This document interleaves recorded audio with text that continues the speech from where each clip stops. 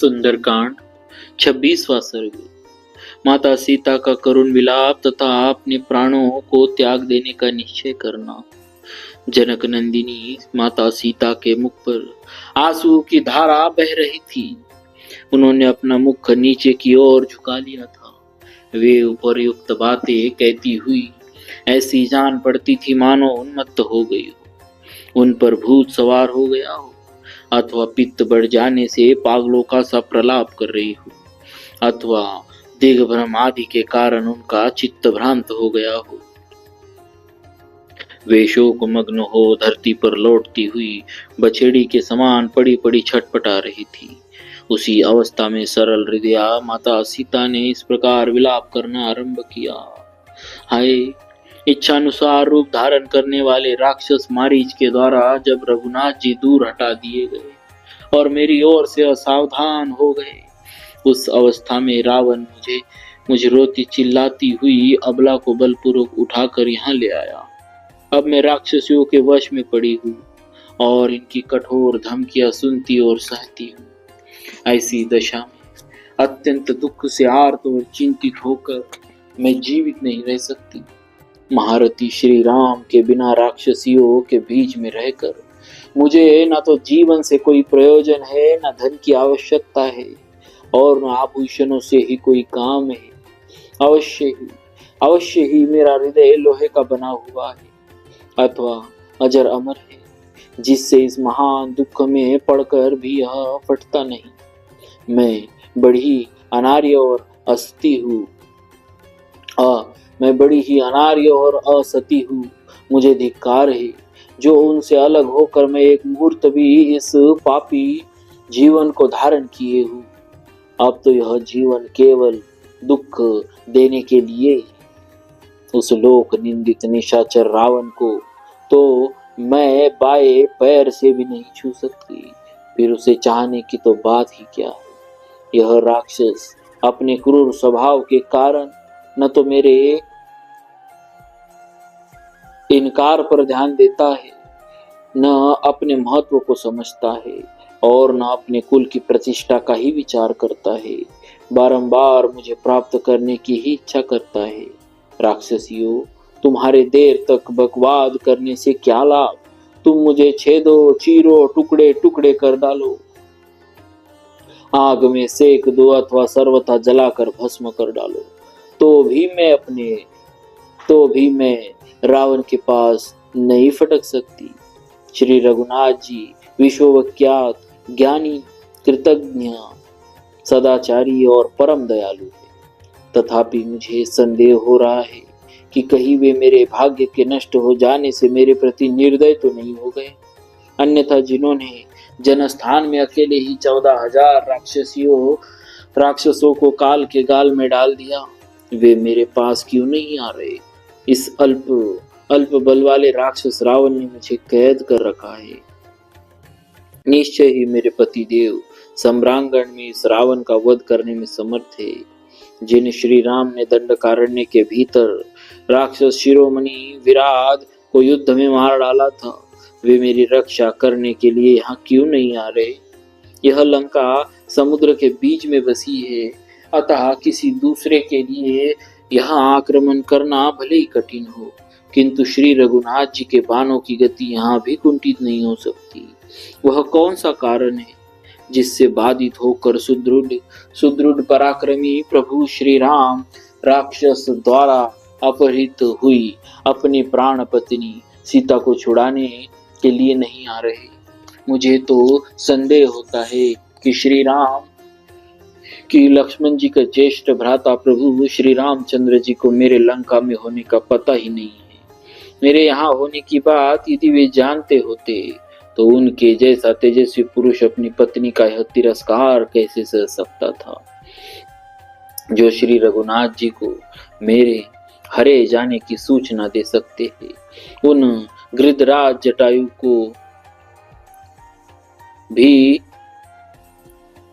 रावण के युद्ध में मार गिराया था, जो श्री रघुनाथ जी को मेरे हरे जाने की सूचना दे सकते थे। उन गृधराज जटायु को भी रावण ने युद्ध में मार गिराया था, जटायु यद्यपि बूढ़े थे तो भी मुझ पर अनुग्रह करके रावण का वध करने के लिए उद्यत हो उन्होंने बहुत बड़ा पुरुषार्थ किया था। यदि श्री रघुनाथ जी को मेरे यहाँ रहने का पता लग जाता तो वे आज ही कुपित होकर सारे संसार को राक्षसों से शून्य कर डालते, लंकापुरी को भी जला देते, महासागर को भी भस्म कर डालते। इस तरह नीच निशाचर रावण के नाम और यश का विनाश कर देते। फिर तो निस्संदेह अपने पतियों का संहार हो जाने से घर घर में राक्षसियों का इसी प्रकार क्रंदन होता जैसे आज मैं रो रही हूँ। श्री राम और लक्ष्मण लंका का पता लगाकर निश्चय ही राक्षसों का संहार करें।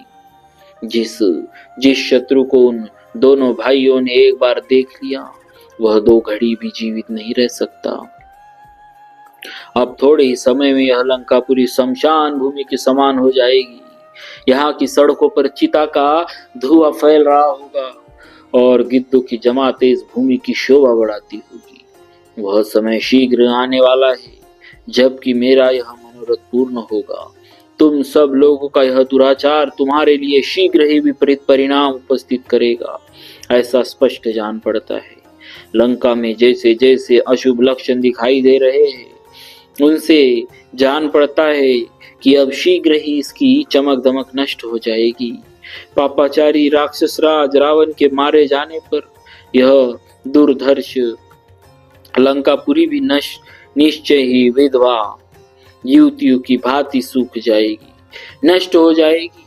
आज जिस लंका में पुण्यमय उत्सव होते हैं वह राक्षसों के सहित अपने स्वामी के नष्ट हो जाने पर विधवा स्त्री के समान स्त्रीहीन हो जाएगी। निश्चय ही मैं बहुत शीघ्र लंका के घर घर में दुख से आतुर होकर रोती हुई राक्षस कन्याओं की क्रंदन ध्वनि सुनूंगी। श्री रामचंद्र जी के सायको से दग्ध हो जाने के कारण लंकापुरी की प्रभा नष्ट हो जाएगी। इसमें अंधकार छा जाएगा और यहाँ के सभी प्रमुख राक्षस काल के गाल में चले जाएंगे। यह सब तभी संभव होगा जबकि लाल नेत्र प्रांत वाले शूरवीर भगवान श्री राम को यह पता लग जाए कि मैं राक्षस के अंतपुर में बंदी बना कर रखी गई हूँ। इस नीच और निशंस रावण ने मेरे लिए जो समय नियत किया है उसकी पूर्ति भी निकट भविष्य में ही हो जाएगी। उसी समय दुष्ट रावण ने मेरे वध का निश्चय किया है। ये पापाचारी राक्षस इतना भी नहीं जानते हैं कि क्या करना चाहिए और क्या नहीं। इस समय अधर्म से ही महान उत्पन्न होने वाला है। ये मांस भक्षी राक्षस धर्म को बिल्कुल नहीं जानते हैं। वह राक्षस अवश्य ही अपने कलेवे के लिए मेरे शरीर के टुकड़े टुकड़े कर डालेंगे। उस समय अपने प्रिय दर्शन पति के बिना मैं असहाय अबला क्या करूंगी। जिनके नेत्र प्रांत अरुण वर्ण के हैं उन प्रभु श्री रामचंद्र जी का दर्शन न पाकर अत्यंत दुख में पड़ी हुई मुझ असहाय अबला को पति का चरण स्पर्श किए बिना ही शीघ्र यम देवता का दर्शन करना पड़ेगा। भरत के बड़े भाई भगवान श्री राम यह नहीं जानते कि मैं जीवित हूँ। यदि उन्हें इस बात का पता होता तो ऐसा संभव नहीं कि वे पृथ्वी पर मेरी खोज नहीं करते।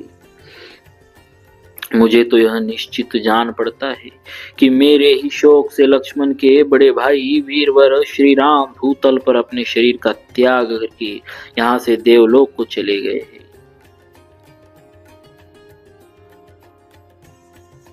वे देवता गंधर्व सिद्ध और महर्षिगण धन्य है जो मेरे पति देव वीर शिरोमणि कमल नयन श्री राम का दर्शन पा रहे हैं।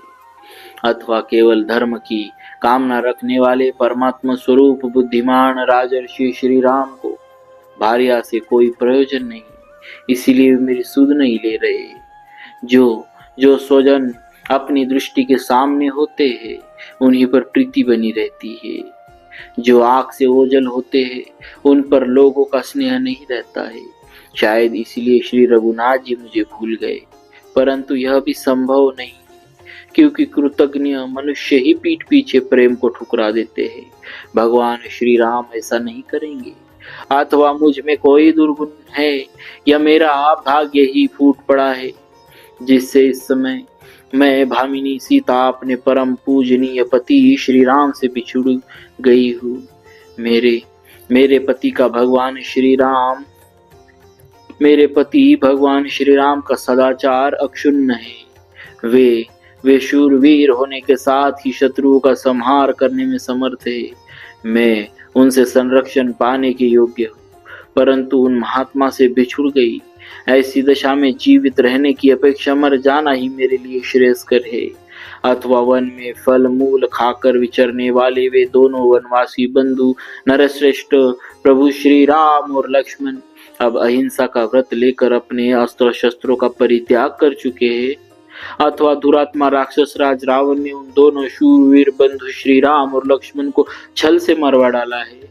अतः ऐसे समय में सब प्रकार से अपने जीवन का अंत कर देने की इच्छा रखती हूँ, परंतु मालूम होता है इस महान दुख में होते हुए भी अभी मेरी मृत्यु नहीं लिखी है। सत्य स्वरूप परमात्मा को ही अपना आत्मा मानने वाले और अपने अंतकरण को वश में रखने वाले वे महाभाग महात्मा महर्षिगण धन्य हैं, जिनसे कोई प्रिय और अप्रिय नहीं है, जिनके कोई प्रिय और अप्रिय नहीं है, जिन्हें प्रियों के वियोग से दुख नहीं होता और अप्रियों का संयोग प्राप्त होने पर उससे भी अधिक कष्ट का अनुभव नहीं होता। इस प्रकार जो प्रिय और अप्रिय दोनों से परे है, उन महात्माओं को मेरा नमस्कार है। मैं अपने प्रियतम आत्मज्ञानी भगवान श्री राम से बिछुड़ गई हूँ और पापी रावण के चंगुल में आ फंसी, अतः अब इन प्राणों का परित्याग कर दूंगी। इस प्रकार श्री वाल्मीकि निर्मित आर्ष रामायण आदि काव्य के सुंदरकांड में 26वां सर्ग पूरा हुआ। बोलिए श्री सीताराम जी महाराज की जय। भक्तवत्सल भगवान